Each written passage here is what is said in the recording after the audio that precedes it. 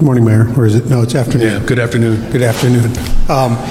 Some of the language in the Department of Transportation's release referred to the review being done because of discriminatory, illegal, and wasteful contracts that are part of this.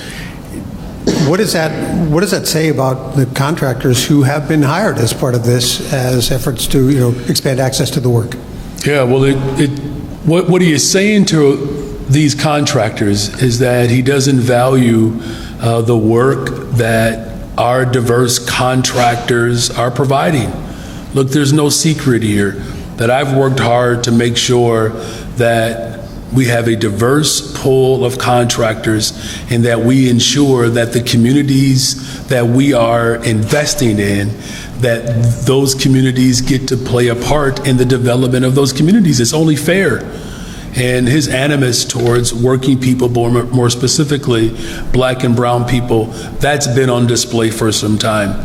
And there's no secret of how he feels. And quite frankly, he's not the only one. It's coming from the extremism in the right-wing presentation that we are dealing with right now, where they have shut down the government and they've gone after black and brown and working and poor people in this city and across this country. And what it means for me is that I'm going to continue to stand up and fight to lead the resistance against this tyranny, to ensure that working people are prioritized and the families who have been historically left out of opportunities, that they get to get their fair share. When you talked about using all available tools to fight back, will there be lawsuits filed in order to get the funding restored or back on track? The legal route, absolutely. Resistance in our streets and peacefully assembling and petitioning this government to do its part, looking at legislation. Here's what I'm counting on. Our congressional delegation to stand alongside of me and fight this president. That's what our priority should be right now. And I'm grateful that we have members of our congressional delegation who understand the assignment and they're not getting distracted by the ideological frame that has been promulgating throughout our discourse right now. So our congressional delegation, the legal system, organizing within our communities, and then challenging people around the country, that he's also attacking our friends in Atlanta, Georgia, holding up their dollars as they're looking to ensure that all individuals get an opportunity to participate in the development of our respective cities. So to follow up, you're confirming a lawsuit is on the table? Everything is on the table.